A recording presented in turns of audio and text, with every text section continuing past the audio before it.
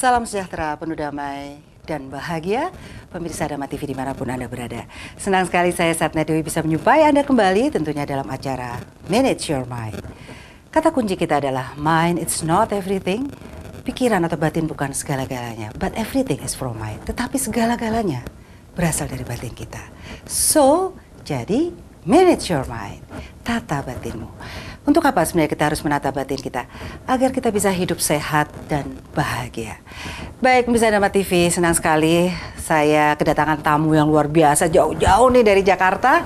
Dan kita akan membahas, kalau biasanya kita banyak ke hal-hal yang metafisik ya, ke jiwa. Sekarang kita coba untuk belajar tentang mengenal diri kita secara fisik. Beliau ini adalah seorang pengusada dari Cikung. Mungkin ada beberapa yang sudah mengenal beliau, tapi kita sapa dulu. Apa kabar Pak Benny? Halo, apa kabar? Kabar baik Bu, terima kasih. Sehat selalu ya? Monggo disapa dulu. Terima kasih, selamat siang pemirsa TV yang di rumah. Selamat siang, salam sehat. Iya, salam sehat ya. Sehat itu perlu ya. Dulu ada katanya di dalam jiwa yang sehat, mensana in corpore sano, di dalam badannya sehat terdapat jiwa yang sehat, atau kebalikannya ya? Ya seperti itu, benar. Waktu kecil ya saya dengar seperti itu. Betul ya? Ya, sehat itu pilihan. Oke, kita yang menentukan. Pilihan. Sehat itu adalah pilihan dan kita yang menentukan. Ya, jadi sebenarnya orang bisa sakit nggak? Bisa, kalau mau sakit, sakit. Mau sehat. Oh gitu, jadi itu pikiran juga ya yang harus menyetirnya, mengendalikannya. Baik Pak Benny, sebelum kita masuk ke kegiatannya Pak Benny nih, suhu Benny nih biasanya dipanggil suhu Benny. Pak Benny ini di Jakarta di mana Pak Benny? Saya sehari-hari ya, saya tinggal di Jakarta Barat. Saya itu sebenarnya pengusaha. Iya, pengusaha tekstil ya di Tanah Abang. Oh, ya. Jadi dalam program Cikung ini saya menyalurkan bakat saya. Oh gitu ya. Ini kelahiran tahun berapa ini kira-kira? Saya lahir tahun 1954. 54. Ya, usia saya 65. Wah, kayak masih boys gitu kalau orang Malang. Orang Malang boys itu udah 65, tapi ternyata bisa sehat ya. Wajahnya juga seger gitu kalau saya lihat berseri-seri. Seger itu pilihan. Seger itu pilihan. Baik, Pak Benny. Pak Benny ini kan pengusaha. Terus kemudian kok tertarik sama ini Cikung, pengobatan Cikung tuh asalnya sejarahnya gimana? Ya jadi ini pun saya pikir ini udah jalan hidup saya ya. Tahun 1993 datang teman saya ke tempat bisnis saya. Dia mengajak saya belajar ilmu pengobatan Cikung. Entah kenapa saya langsung tertarik. Dan teman saya itu mendaftarkan saya ke sana. Saya pergi. Saya belajar langsung. Dan saya cepat menguasai ilmu itu. Iya. Langsung tertarik ini ya? Langsung tertarik. Kalau 93 berarti sudah 25 tahun yang lalu loh Pak Benny. 25 tahun yang lalu. Maaf, 2003, maaf. Oh, 2003. Ya, 2003, 15. Maaf ya, 2003, maaf. 2003. Tidak apa-apa. 2003, 15 tahun udah lama juga dong Pak Benny. Nah, terus kemudian belajarnya gimana? Itu apa kayak silat tenaga dalam? Kalau saya dulu belajar tenaga dalam gitu, apa gimana? Jadi mungkin saya akan sedikit memberikan pengertian dasar ya. Cikung adalah semacam Tai Chi. Cikung bahasa awam itu ada seni olah energi. Oke. Dan itu sudah ada sejak 5.000 tahun yang lalu di Tiongkok. 5.000 tahun yang lalu di Tiongkok. Seperti itu. Dia olah energi. Oke. Jadi pada dasarnya manusia ini adalah energi juga dong? Iya. Semua benda energi. Pohon, manusia, binatang, kayu, besi itu energi. Ya, cuma kalau manusia yang hidup, pohon yang hidup, energi yang berkembang terus. Dia berkembang terus. Hidup berkembang ya, kalau ini mati tapi tetap dia ada. Kalau ini kan benda kan energi, memang energi tidak bertambah, tidak berkurang. Tetap kalau di manusia atau makhluk hidup berkembang terus. Oke, gitu ya. Jadi Cikung itu artinya apa ya? Cikung. Jadi Cikung terjemahan gampangnya yaitu seni mengolah energi tenaga dalam. Oh gitu, seni mengolah energi. Ya, tenaga dalam yang pada tubuh kita sendiri. Baik. Iya, Pak Beni, berarti ternyata mengolah energi ini ada seninya ya, Iya, nggak sekedar teknik gitu. ya tekniknya. Jadi hidup kita yang ambil napas itu sudah otomatis tidak berseni dong berarti ya. Iya, tadi karena semua para praktisi energi ya, mereka menggali lebih dalam lagi semua ilmu-ilmu yang mempunyai potensi menguatkan energi kita. Menguatkan. Iya, mereka menggali terus teknik-teknik. Ya, menguatkan energi kita. Berarti energi kita bisa melemah dong. Dari apa itu? sebabnya? Energi bisa melemah, contohnya kalau kita marah-marah nih. Oke. Kalau kita latihan energi, terus kita sering marah-marah, nggak ada gunanya. Marah, benci, sakit hati, serakah itu menguras energi. Oke. Kita ibadah sehari berkali-kali, tapi kita sering marah-marah, suka sirik sama orang ya, percuma. Energinya berkurang. Ya. Perbuatan baik, niat baik, dilakukan dengan baik, hasil baik, itu menguatkan energi.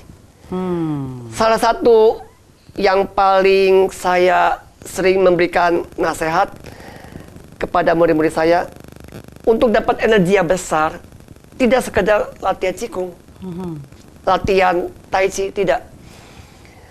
Berbaik dengan semua makhluk, dengan semua manusia, itu mendapat energi dari Tuhan.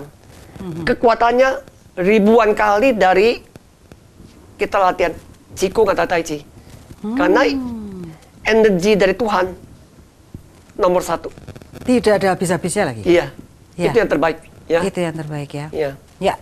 Wow, jadi ini ada hubungannya juga nih ya sama itu Pak Beni. Iya. Bahwa ternyata kalau kita berlaku marah negatif Iya, itu iya. berarti menguras, Iya, melemahkan iya. energi kita. Pasti.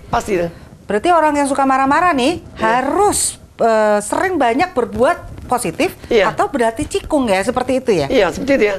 Iya. Makanya Qigong itu di tempat latihan saya tuh disebut spiritual healing. Manusia kalau sehat, tapi dia ada mengandung kebencian ya, berbahaya. Apa ya yang menurut Pak Beni Banyak. pengalaman? Sakit apa sih kalau udah benci banget? Ada loh Pak Beni ya, Iya. orang benci yang sudah mengkristal kali ya, Iya. udah nggak bisa. Apa yang terjadi? Umpama nih, saya berlatih Qigong dengan sungguh-sungguh, dengan ketat. Pada waktu saya marah, kemarahan saya itu sangat dahsyat. Oh justru tambah Iya. dahsyat ya kalau Tambah- gitu ya? Tambah efek baliknya sangat bahaya. Pertama, kalau saya jahat, mengumbar kemarahan, kebencian, efek baliknya bukan terhadap lawan. Dia memukul diri kita sendiri. Jadi kalau manusia yang sering marah-marah, sering benci orang ya, sebenarnya kekuatan ini itu sedang menghajar kita, bukan menghajar lawan kita. Kalau lawan yang kita marah, dia cuek-cuek aja, pasti berbalik ke kita. Oke. Tapi kalau marah sama marah?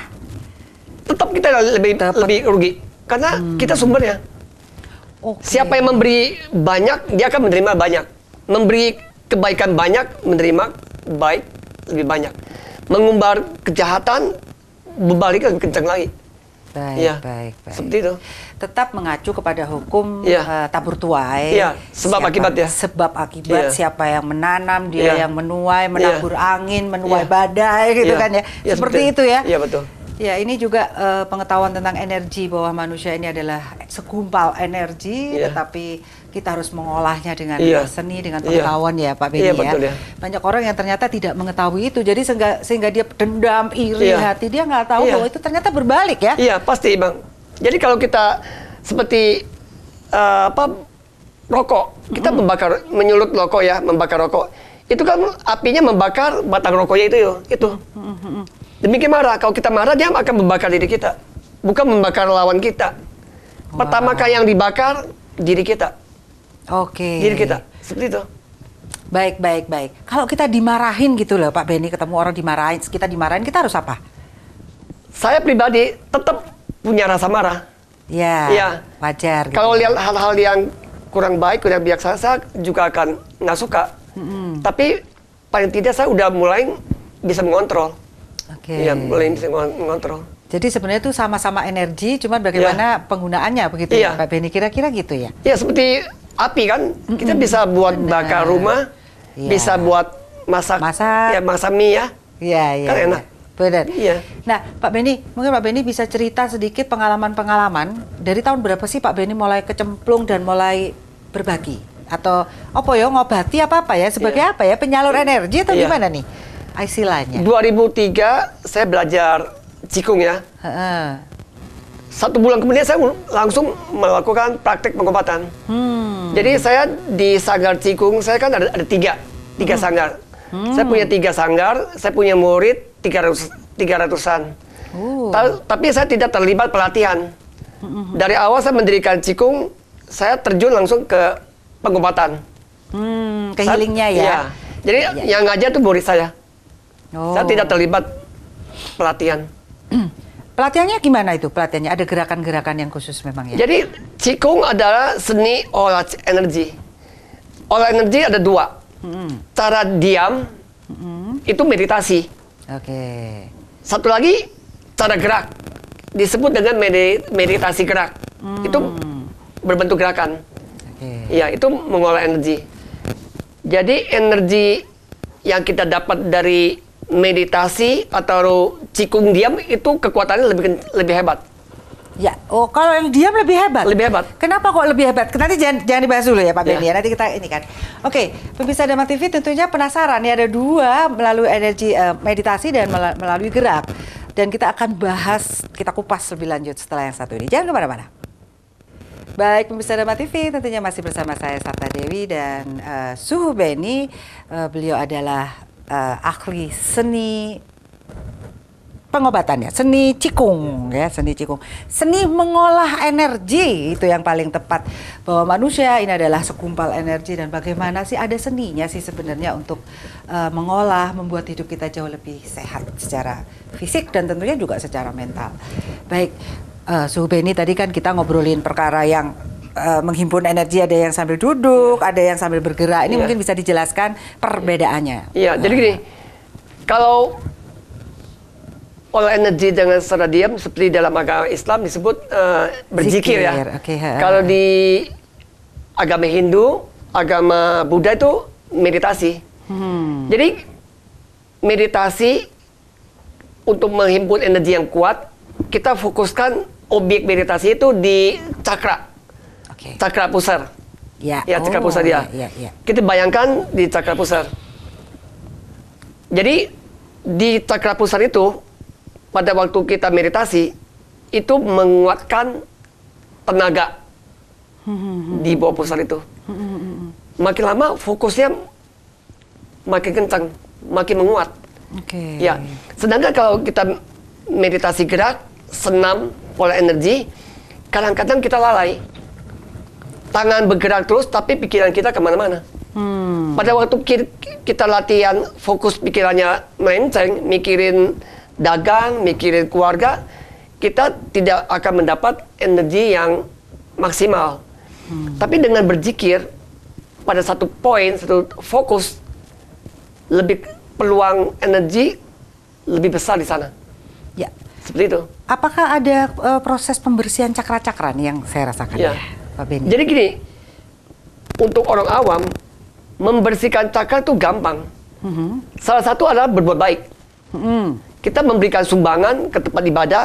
Pada saat kita memberikan sumbangan ke tempat ibadah, pada waktu kita memasukkan uang ke kotak sumbangan dengan rasa gembira, sebenarnya kita sudah melakukan pembersihan. Ya. Tapi kalau untuk belajar lebih dalam lagi, membersihkan energi dalam tubuh kita, harus mengikuti pelatihan saya secara intensif.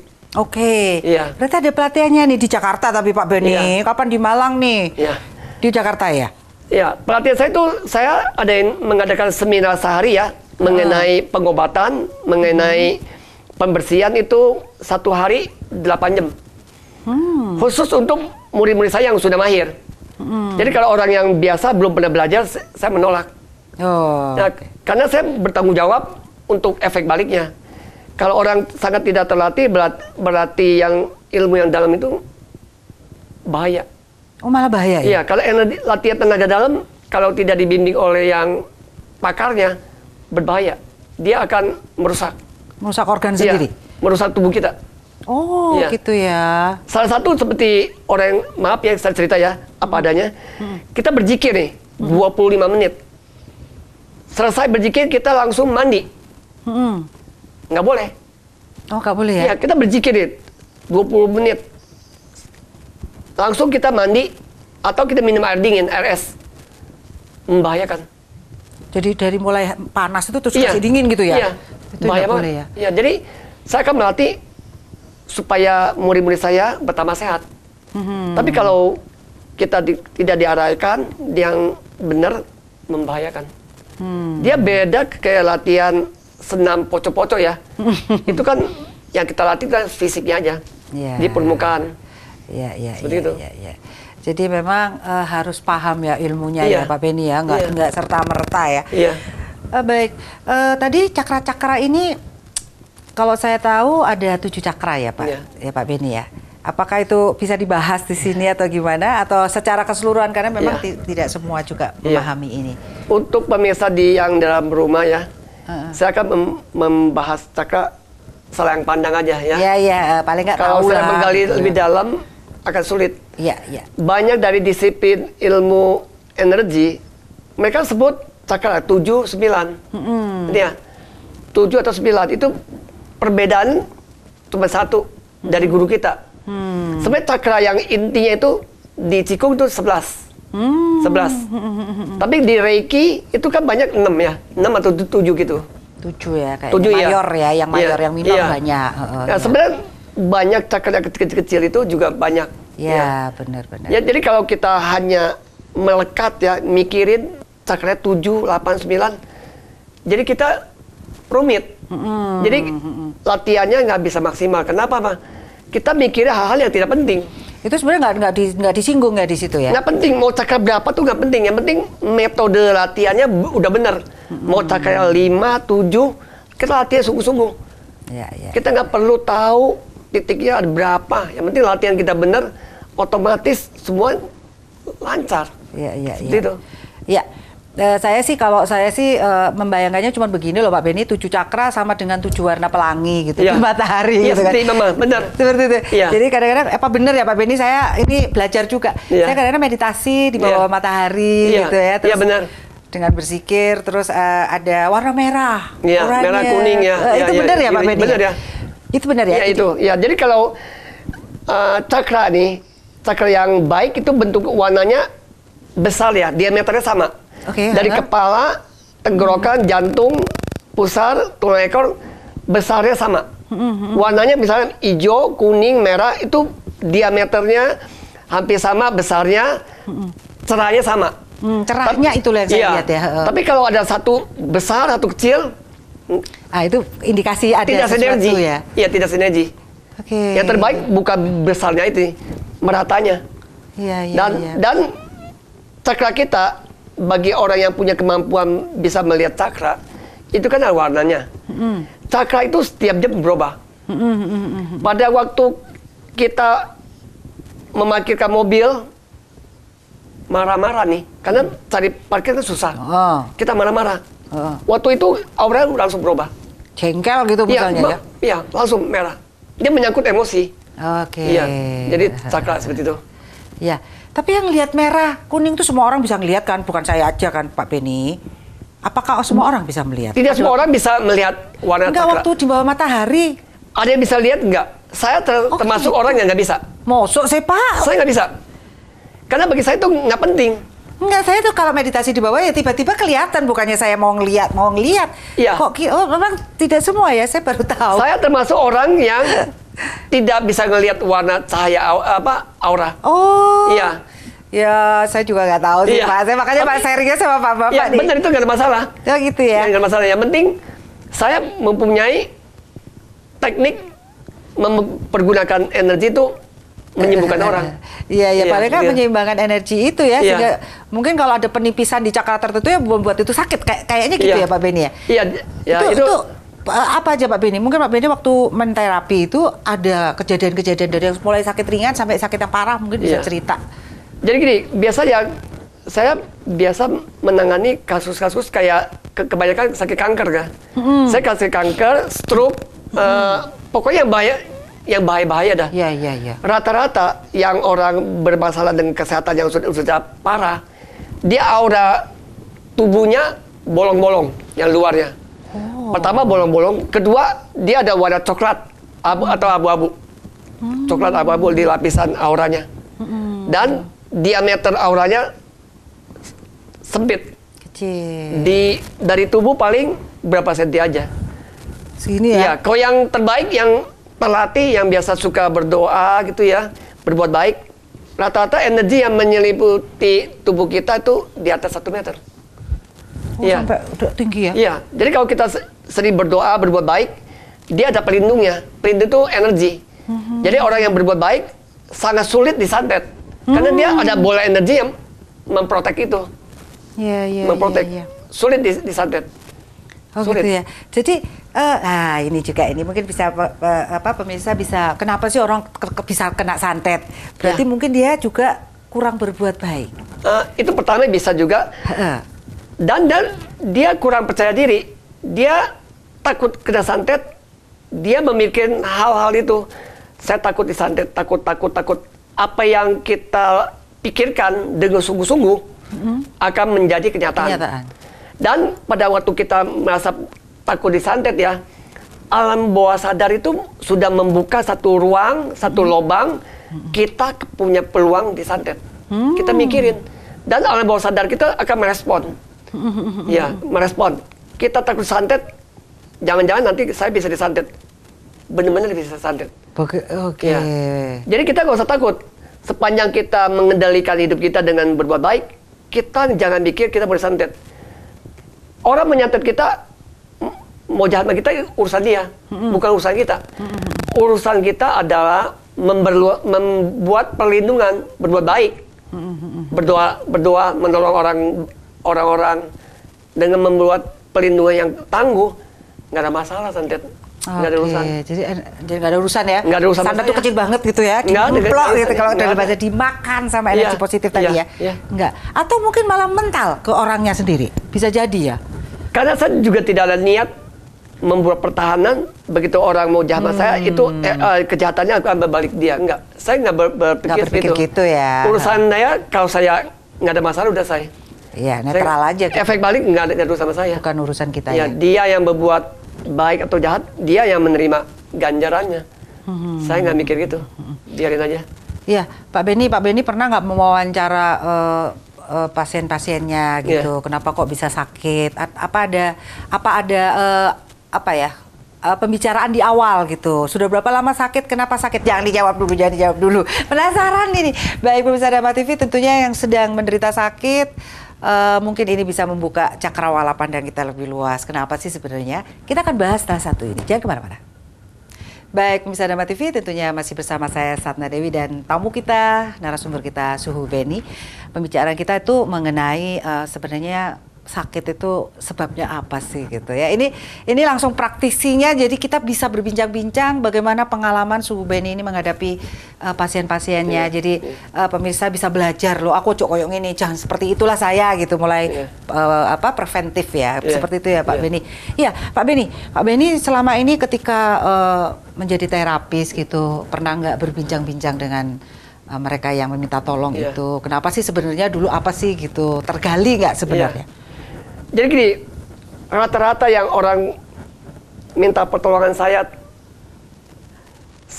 ngobrol sama mereka. Oh, diskusi dulu ya, ngobrol diskusi ya? Iya, rata-rata itu sehat itu pilihan. Sakit itu juga pilihan. Sakit itu pilihan dan tidak datang sekejap. Ya. Jatuh dari langit, kamu sakit hari ini.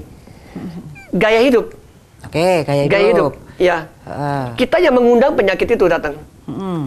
Dan sesuai dengan mata pelajaran yang saya tekunin, ilmu energi ya, hanya orang yang usia 70 sampai 80 yang boleh sakit. Kalau usia di bawah 70, tidak layak sakit. Oh, sekarang banyak yang meninggal loh Pak Benny, umur 30, 40 stroke. Bener ya Pak Benny? Betul. Sebenarnya nggak layak, itu bukan saatnya ya? Tidak. Belum lama ini teman saya meninggal 51 umurnya. Untuk sehat gampang. Nah, untuk sehat. Ada 2 yang sering kita lakukan. Pertama, kita sering berucap makanan nggak enak ya. Mungkin pemirsa di rumah pernah kalau diundang makan sama anak, keluarga, tetangga, diajak makan di restoran tertentu, kita sering mengomentari, wah masakan ini kurang enak, soto ini kurang enak, ayam goreng ini kurang enak. Kalau bisa hindari. Semua tuh makanan enak. Nggak ada makanan yang enak. Mau saya kasih contoh. Dalam perjalanan sebutir beras ya. Sampai ke piring kita, sampai kita makan, perjalanan beras diolah oleh petani diolah. Ditanam ya. Sampai ke piring kita, perjalanan berbulan-bulan. Benar. Penuh penderitaan. Ya. Petani menanam padi, kadang-kadang kena hama. Ya. Berkeringat.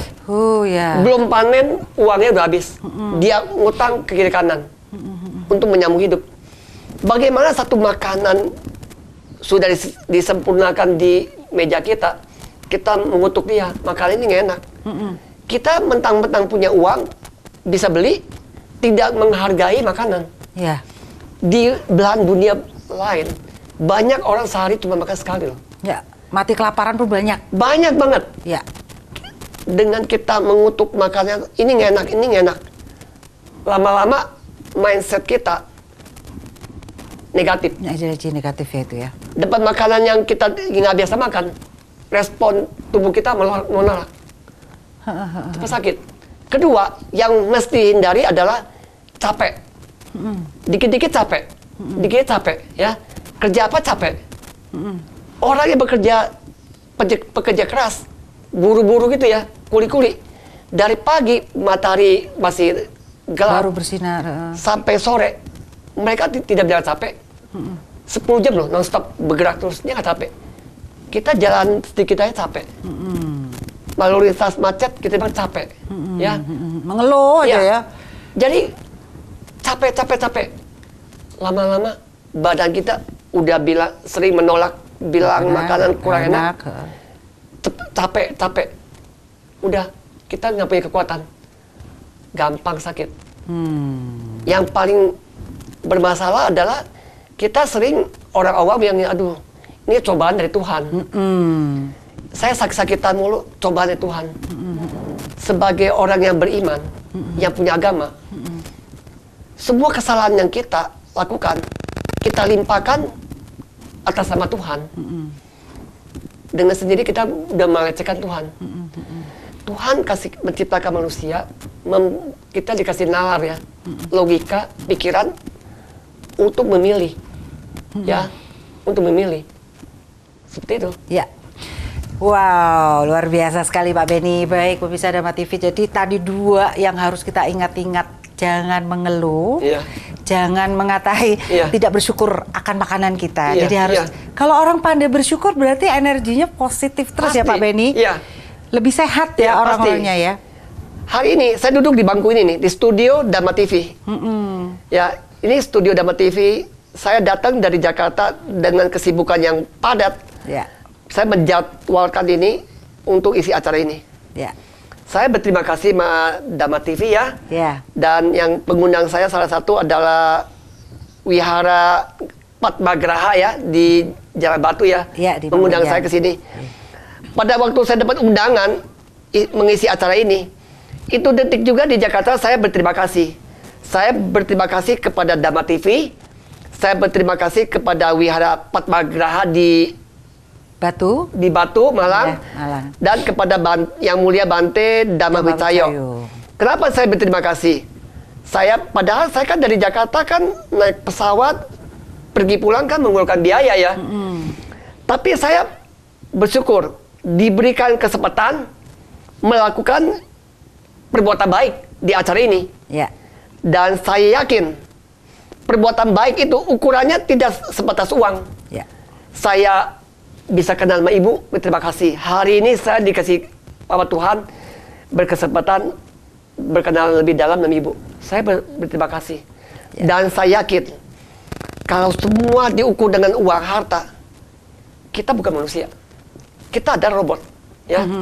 Jadi, saya berterima kasih. Ya. Baik, itu adalah kekuatan dari rasa terima kasih dan syukur ya, Suhu Beni. Tapi memang kalau kita lihat rumah sakit semakin besar, semakin banyak orang sakit, semakin banyak orang yang tidak bersyukur. Berarti seperti itu ya, kita bisa melihat risetnya seperti itu ya, Suhu Beni ya. Ya baik, pemirsa Damai TV, tentunya ini sesuatu masukan yang luar biasa. Jadi mind it's not everything tadi memang bukan segala-galanya, bukan dari mind kita, tetapi ternyata segala-galanya dari keluar dari pikiran kita. Rasa syukur itu itu menghimpun energi lebih positif dan membuat kita menjadi kuat, kuat dan tidak mudah sakit, gitu ya. Nah, ini sekarang gini, ada temen yang memang sudah sakit kanker dan itu parah sekali. Umur berapa ya? Usia berapa ya? 52 tahun. Itu bagaimana ya? Dia sudah putus asa gitu, Suhu Beni. Apa yang harus dilakukan ya? Dalam keseharian saya banyak menangani kanker ya. Yang bertahan lama juga banyak. Rata-rata orang yang sakit kanker, yang rata-rata nih, kalau yang gaya hidupnya sangat lemah ya, spiritnya kurang, itu setahun lebih udah meninggal.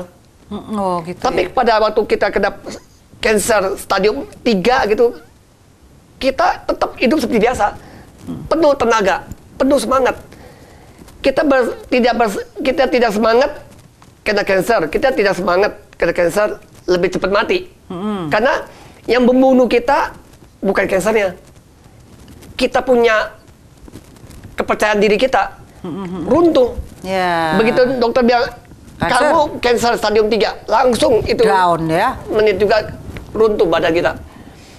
Kita kena kanker stadium 3, kita bersedih terus, mati pasti, lebih cepat mati. Kita semangat, punya peluang, tetap bersemangat seperti nggak ada, seperti tidak kena kanker, kita terus bergerak, punya peluang. Diam mati, bergerak punya peluang.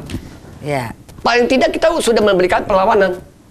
Kita sudah melawan kanker itu menyerang kita, tetap kita berobat, kita semangat, kita lawan, sama-sama mati. Satu mati ngelawan, satu mati pasrah. Saya pilih lawan. Pilih lawan ya. Lawan. Apalagi kalau di sisa-sisa, misalnya kalau kita akhirnya ya mati juga deh, berbuat baik terus. Terus. Dia daripada kita bisa di dalam rumah mengurung diri, nangis terus, mati. Benar. Kita pada waktu vonis penyakit kanker stadium 3, kamu tinggal 3 bulan lagi, terus kita berbuat baik.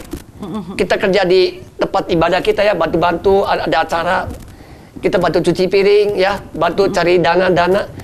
Tetap umpah mati, tapi paling tidak mati dengan perbuatan baik. Daripada kita mengutuk. Menyesal. Kenapa Tuhan kasih saya penyakit ini? Lawan terus.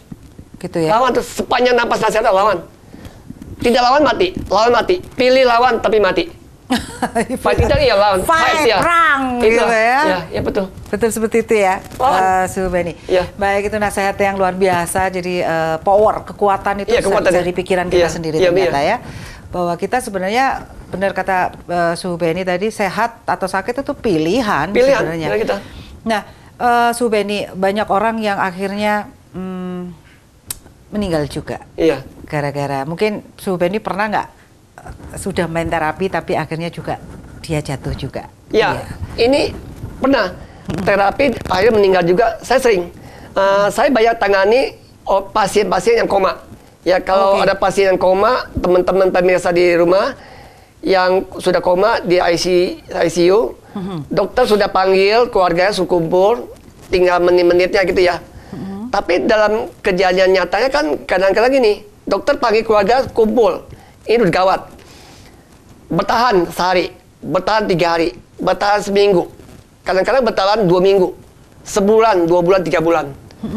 Jadi kalau mengalami kasus seperti itu boleh hubungi saya. Ya, hubungi saya. Nanti saya akan melakukan terapi doa ya. Terapi doa untuk kasus seperti itu. Terapi doa. Ya. Nanti saya akan bantu terapi dengan jarak jauh ya. Jarak jauh. Ya, dengan jarak jauh dengan Qigong dan dengan doa. Oke, nanti pakai apa? Nomor telepon boleh di ini kan? Ya, pakai apa?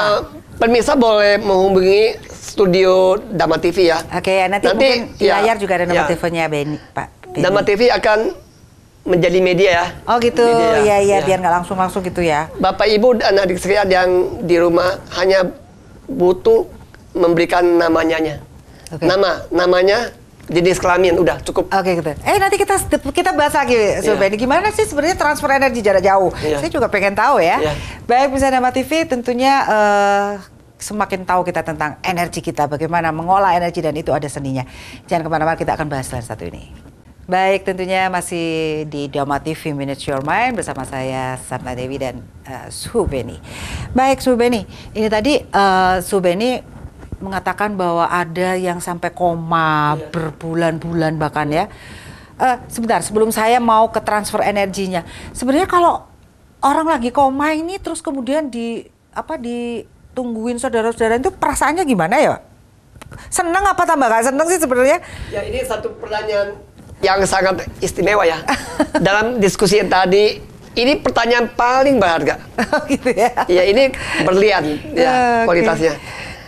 Banyak orang pasien yang sudah koma tidak meninggal.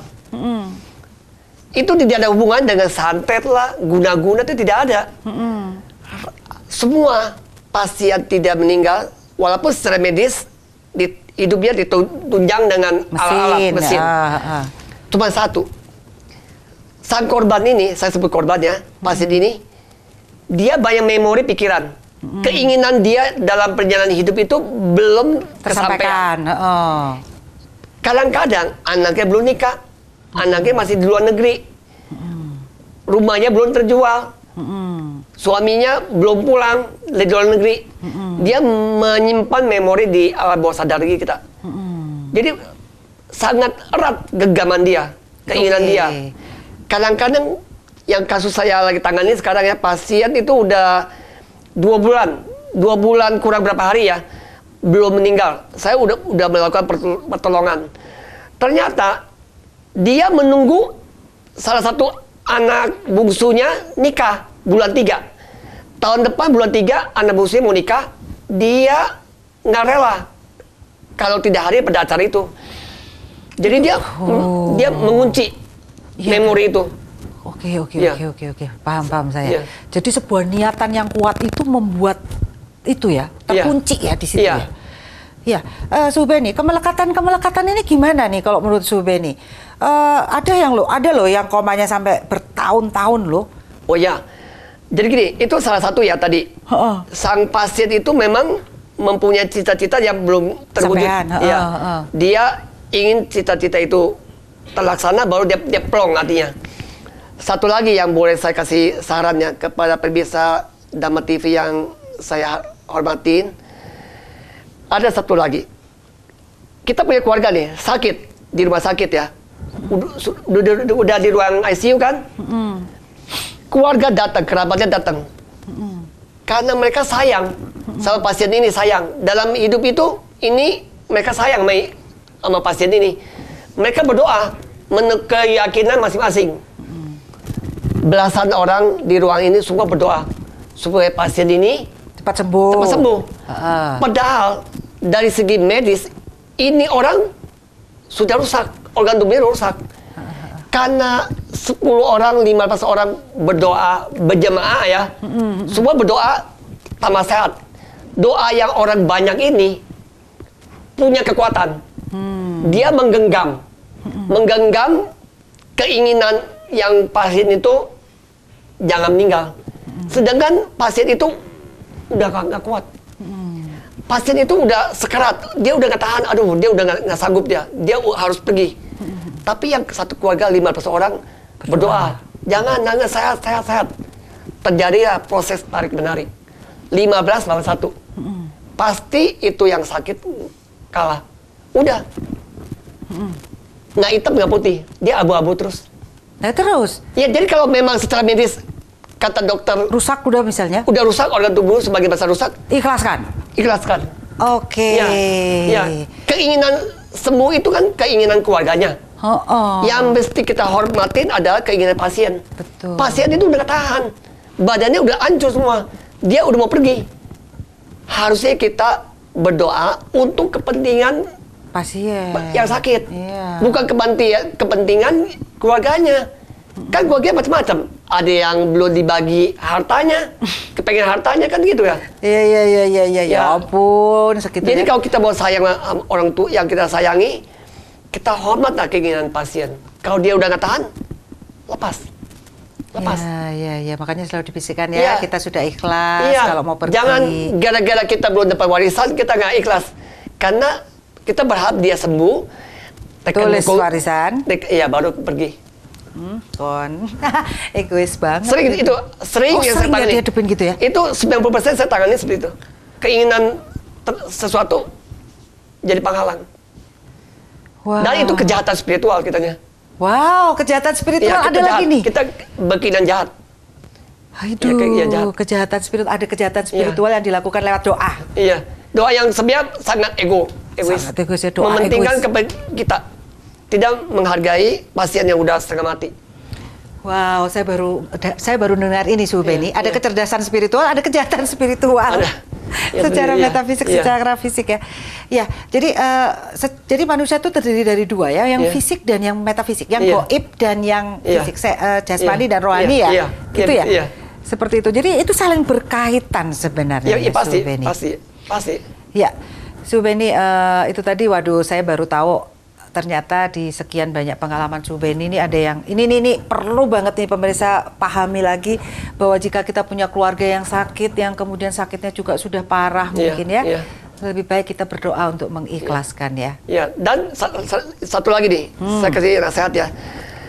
Kita punya keluarga di ICU sudah berminggu-minggu ya. Satu hari kalau di Jakarta di rumah sakit yang lumayan ya, itu 5 juta loh. Iya. 5 sampai 9 juta sama hari. Betul. Jangan pernah keluarga berani memerintahkan dokter untuk mencabut alat-alat penyangga hidup, alat bantuan hidup. Jangan pernah ada niat mencabut alat-alat penyangga hidup itu. Kenapa? Itu tidak boleh. Tidak boleh sama dokternya? Tidak boleh secara etika agama. Oh. Tidak boleh. Ya, dan dokter juga, saya yakin rumah sakit tidak sarankan. Tapi duitnya tak terus nih, duitnya gimana dong? Biasa gini, rumah sakit pada waktu pasien sudah koma gitu, dia sering suntik ini vitamin, nutrisi. Nah itu kita boleh stop. Ya. Tapi alat macu jantung, oksigen tuh tetap harus dipasang. Jangan ditarik, dicopotin. Kita nggak berhak mengambil nyawa orang, nggak berhak. Nah, tapi itu kan itu tempelan kan alat-alat itu, tidak seperti realitanya dong, Mbak Beni. Gimana Mbak Beni? Saya tetap keyakinan saya tidak boleh. Tidak boleh ya? Tidak ada alasan. Tidak ada alasan. Walaupun rumah kejual, semuanya kejual harus bayar. Iya. Harus. Sampai titik darah penghabisan. Iya. Tidak ada alasan. Wow, ya ini aduh luar biasa sekali. Duh, semoga-moga kita bisa pergi meninggalkan bumi ini dengan riang gembira. Mungkin nggak sih Pak Beni? Mungkin nggak Pak Beni? Ya, mungkin ini satu tambahan ya. Ini di luar lingkup diskusi malam ini. Salah satu adalah yang sekarang kan pemerintah ada program BPJS ya. Kita boleh mendukung program pemerintah ini. Ya, kita dukung, kita menjadi anggota ya. Tapi kalau kita udah bayar iuran yang kelas berapa ya, kita bayar secara teratur.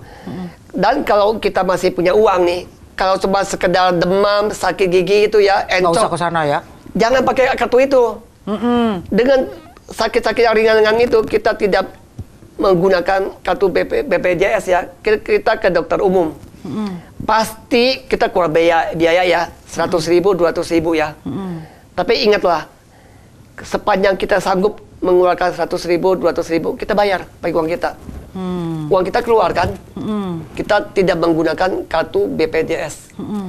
Dengan dalam hati kita bertekad, semoga dengan tidak memakai BPJS, orang lain mempunyai kesempatan berobat. Dapat jatah itu. Ya, karena yang saya tahu BPJS itu pemerintah merugi. Semua sakit apa aja masuk ke rumah sakit. Jadi kalau kita sakit panu juga ke dokter. Ya kita punya uang, sakitnya kecil-kecil kita pakai uang sendiri. Oke. Niat baik, Tuhan kasih kita berkah berlipat ganda. Itu pasti. Saya udah ngalami pasien banyak banget. 99% seperti itu. Dia keluar uang 1 juta, 2 juta. Kartu BPJS dia simpan di laci. Ternyata berapa bulan kemudian sakitnya lebih cepat sembuh. Rezeki lebih banyak. Karena niatnya baik. Tuhan kasih dia berkah. Berkah itu dari Tuhan tuh banyak macam. Tidak semata materi. Kesehatan ya, kedamaian, kesejahteraannya lebih ke arah ke situ ya. Baik, Su Benny, waktu juga yang memisahkan kita. Mungkin Su Benny ada nasihat-nasihat lagi dari kesimpulan dari pembicaraan kami kepada pemirsa, monggo. Akhir kata saya memberikan sedikit saran aja, bukan nasihat ya. Setiap hari berbuat baik ya. Niat harus baik, itu motornya. Niat baik. Yang tidak kalah penting caranya. Niat baik saja tidak cukup. Niat baik, caranya harus baik.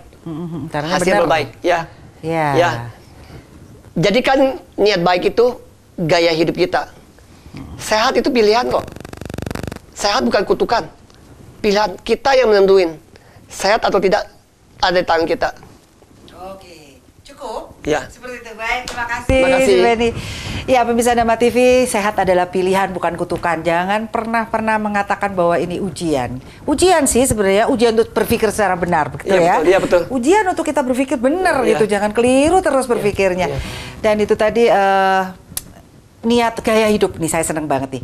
Gaya hidup kita adalah niat baik, berbuat baik, baik, benar, manfaat. Saya rasa 3 hal itu yang harus kita biasakan di dalam kehidupan setiap hari. Jadi kita menanam kebajikan, energi yang positif setiap hari. Semoga kita bisa meninggalkan dunia dengan riang gembira. Seperti itu. Siapa tahu ya. Baik bisa Dharma TV. Tentunya kata kunci kita adalah mind is not everything, but everything is from mind. So manage your mind. Saya Satna Dewi, peserta kru Dharma TV, mengucapkan banyak terima kasih atas perhatian Anda.